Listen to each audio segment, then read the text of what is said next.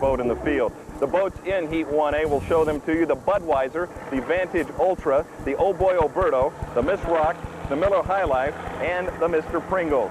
Now this race was everything it was billed, and here we go into Heat 1A. A great start by the Miss Budweiser. Tommy DeEat grabbed the inside lane from the Miller and raced to the first turn in front. Budweiser by nearly a rooster tail, and as you said, Tommy DeEat's got the... DeEat ran a lap of 141 miles an hour on lap 1, but Chip Hanauer, he was close behind. DeEat and Hanauer went 1-2 all the way through, and as they came around the final turn, the Miller went dead. The Bud ended up cruising to the finish line, a competition heat record in Heat 1A of 136.7 miles an hour. Take a listen. He's either going to have enough to get him or going to try and get him. Boy, now he closes it down right there at the end of the entrance buoy. Oh, and he is coming around the turn smoking. Here comes the Budweiser. No more than 2 boat lengths behind is the Miller High Life, and Chip Hanauer has his foot clear through the firewall. Up the back chute, Don. The back chute they go, and it's the Budweiser, and all we can see is one rooster tail, although the Miller has dropped back a little bit again. And as they came around the final turn, you'll see the Budweiser getting it, and you can see the Miller going dead, and Tommy DeEat wins it. And it's Budweiser going dead. The Miller went dead. Budweiser 137. Miller went dead in the water. He's trying to start up again. Here comes the Ultra Light, the Vantage Ultra. Well, the Miss Budweiser is a really strong vessel, and I'll tell you what, she just answered every command. I called down to the engine room full speed ahead, and I'll tell you what, I got answered from everybody. Okay. Just remember that old age and treachery will overcome youth and skill every time. Went out there, I think we just run the final when you run against Chip Hanauer. You know, we like to win as slow as we can run, and when you run against Chip, you got to run awful fast. And the new boat, the Vantage boat, Steve Woomer's new driver there, they're going to be tough to handle and tough to beat. I'm sorry about Pringles. They certainly deserve to be out there racing with us. And but anyhow, we just moved into first place nationally. That put us over the hill. We were about 254 points behind. Now I think we're a couple hundred ahead, and we plan to spend the rest of the year there. Now, Chip Hanauer took an unplanned swim in the Columbia River at the end of Heat 1A. Let's take a look. We told you this boat went dead as it came around the final turn.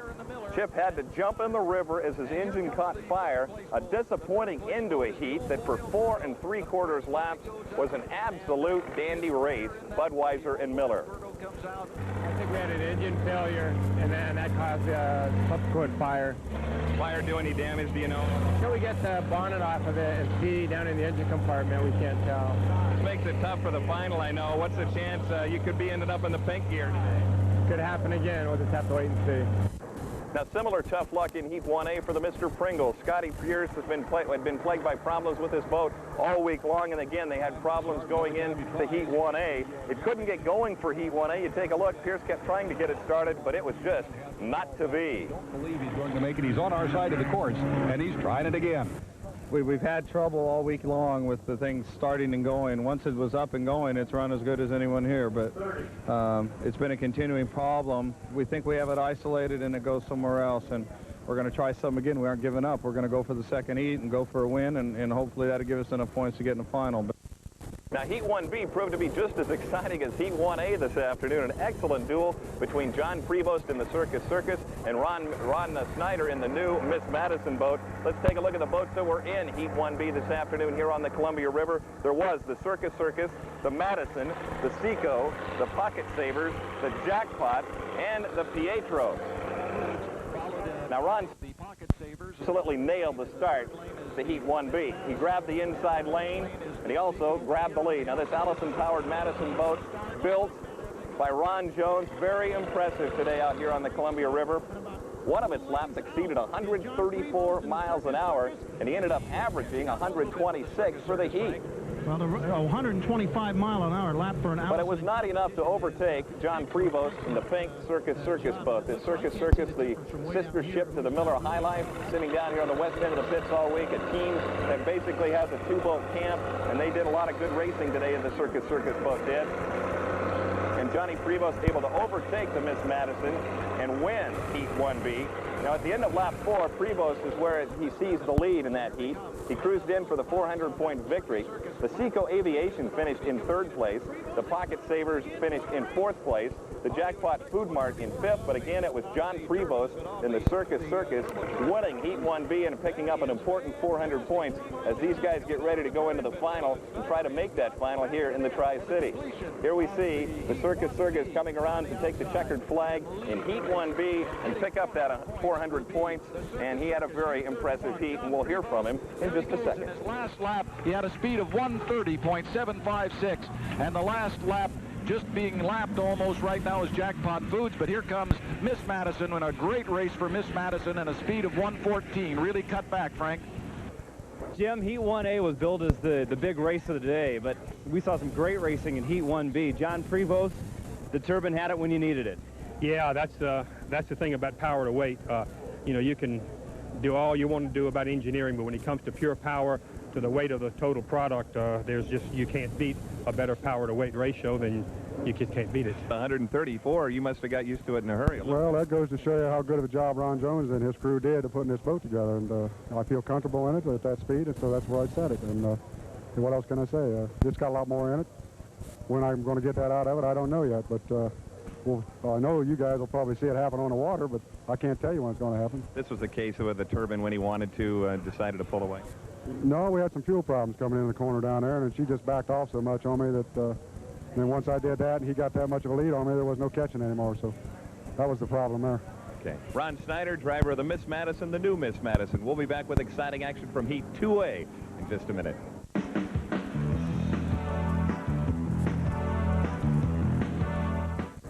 Another fleet of turbine boats highlighted Heat 2A here on the Columbia River this afternoon. There were 3 of them in Heat 2A, and again, all the ingredients for a great race, and it did turn out to be that way. In the race, the Miss Budweiser, Larry Lauterbach in the Vantage Ultra, the Circus, the Pocket Savers Plus, the Jackpot Food Mart, and Pietro's Pizza. The Pietro's Pizza couldn't answer the starting gun.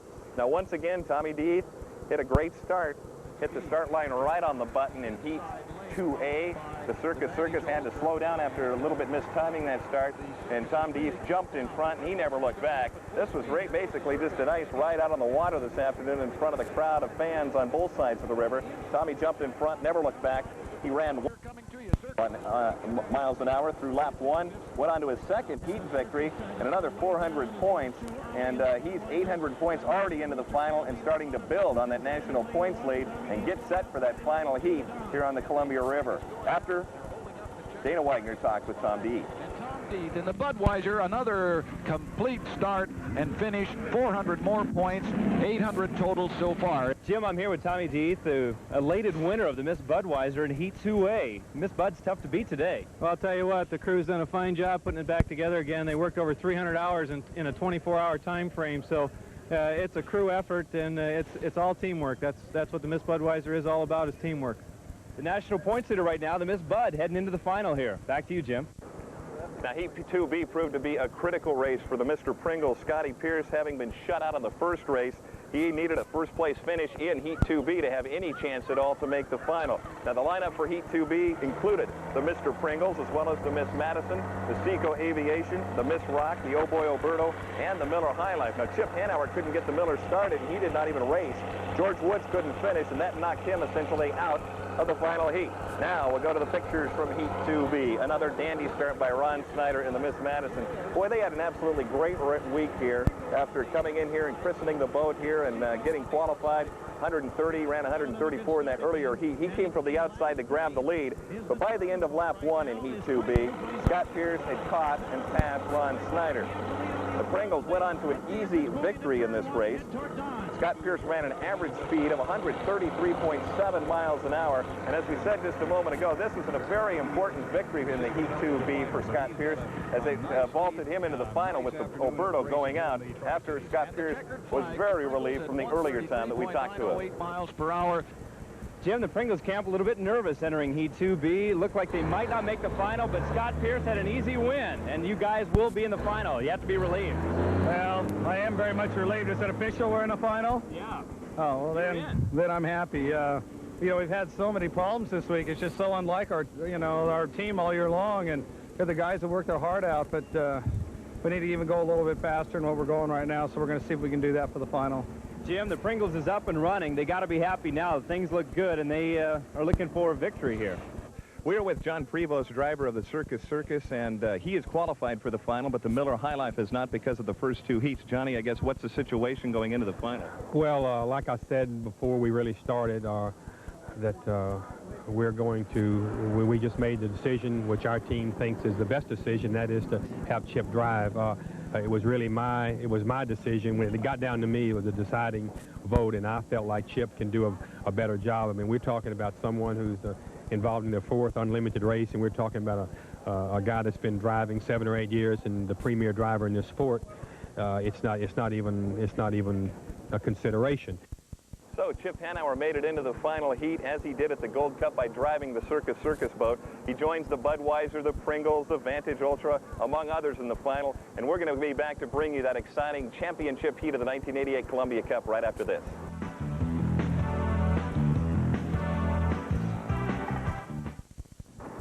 There were 6 boats that made the final to the 1988 Columbia Cup that started at 4:10 this afternoon. Let's take a look at the participants in the championship here on the Columbia River. It included Tommy Deeth and the Miss Budweiser, the Circus with Chip Hanauer driving, the Vantage Ultra with Larry Lauterbach, the Miss Madison with Ron Snyder, the Seaco Aviation, as well as Scotty Pierce and the Mr. Pringles. Now, quite a picture of the boats as they jockeyed for position to answer the gun. Doesn't look like from that shot that there's enough room on this river for all of them, but there was. The Budweiser roared into the lead from the outset. As we take a look, what a shot that is as they come down the main chute into the turn. As they come down, it is going to be a roaring start towards you, Dick Pippin. As they come down, they are 3 abreast now. Now Tom Deeth comes in, grabs that inside as he goes into the corner, cuts in, and takes the lead, and he built up about a 6-7 second lead as he ran around that first lap. As he was given chase by the pink boat, driven by Chip Hanauer. He comes barreling Deeth opened up a 7-second lead by the end of the first lap. However, Hanauer started to gain. Went wide. The Circus dove inside the tail. The Circus kept right on the Budweisers outside. Boy, the fans were treated to a dandy final heat. And Hanauer gave it everything he had, but Tommy Deeth had that rearview mirror pegged on the Circus, and he knew that he wasn't going to let him get around it. Sense that he's got problems on his tail. And I don't know, as they come down now. Now, as we said, Chip Hanauer followed him all the way around, and it came around the final turn. They were very close, even closer than that 7-second margin from earlier in the race, and we understand it was like a 1 or 2 second differential between the first and second boat. But anyway, it was Tommy Deeth getting the victory for the Miss Budweiser crew. Boy, a long week of work for these guys after the propeller problems on Friday. Back to Seattle, and you can see a happy bunch of people on the dock. A happy Bernie Little, a happy Tommy Deeth, and you can see the Budweiser people are happy, raising the big bottle and talking to us afterwards. I'll tell you what, it was great. The Miss Budweiser ran super, and I want to thank Bernie Little and Anheuser-Busch for providing me with such equipment. I mean, it's the golden ride. It was the golden ride. You had good competition out there. Chip was trying to close you down, but you were pulling him. Well, I just kind of kept him in my mirrors and just ran the hardest race I could, and I'll tell you what, he gave me all I could stand, I'll tell you. But the Miss Budweiser answered every call, and, you know, this is a crew victory because these guys worked over 300 hours to put this boat back together again, you know, after I tore it up on Friday, so this Bud's for the crew. That was a tough final heat for Larry Lauterbach in the Vantage Ultraplane. He had to go through some hard water to finish the final heat. The back end, the wing area was severely damaged, but he was able to do it as he suffered some serious damage in the first corner of that title race. Now, Lauterbach was one of 4 guys inside Tom Deeth at the corner. He and Chip Hanauer said there wasn't a lot of room to get through the corner. Lauterbach got the worst of it, as you can see. Tommy's boat came over a little bit, and there was a lot of people inside of me. Directly to my left was Larry Lauterbach in the Vantage boat. I was aware of them. I just tried to hold as far out as I could without getting washed down by Tom, but I knew it was going to be real tight for for Larry and anybody he had inside of him. So it was tight in there. Chip moved over a little bit to get out of the water. When we did, the boat got a little sideways, and I really crabbed the Vantage Ultra to get it out of the Chip's way. When I did, I got her sideways and slammed in the Chip's water.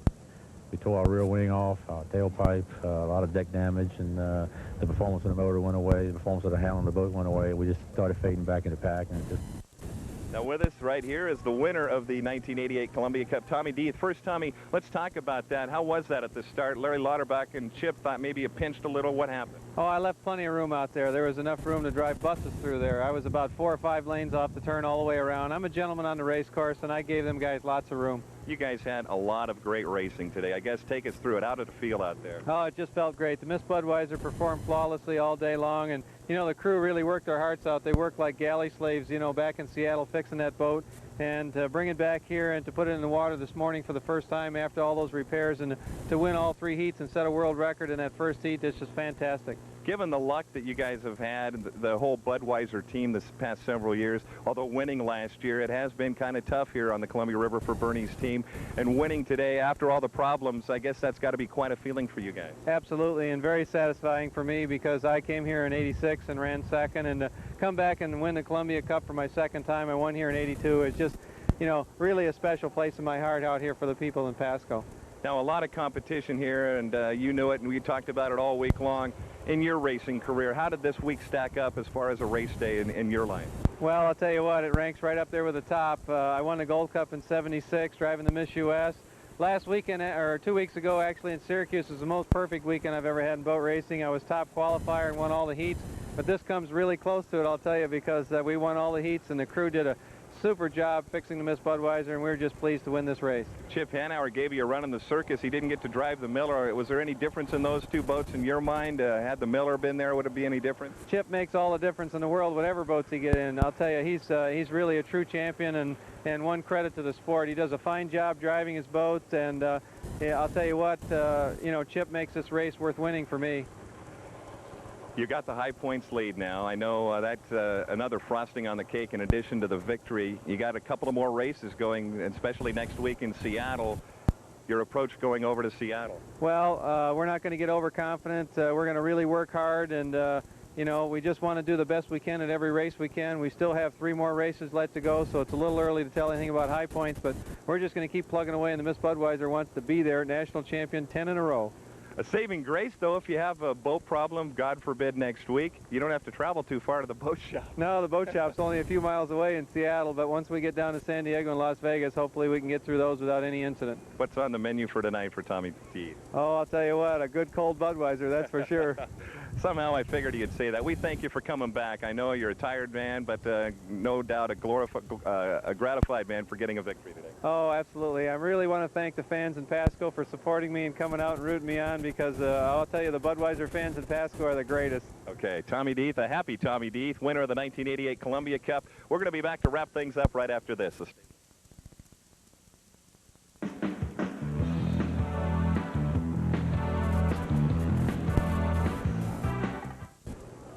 So ends another 1988 Columbia Cup. Things down here above the Lamson pits and in the Lamson pits starting to quiet down. The boat crews behind me beginning to load up. Some of them already have. The Circus has, and others will start heading to Seattle for next week's Seafair race.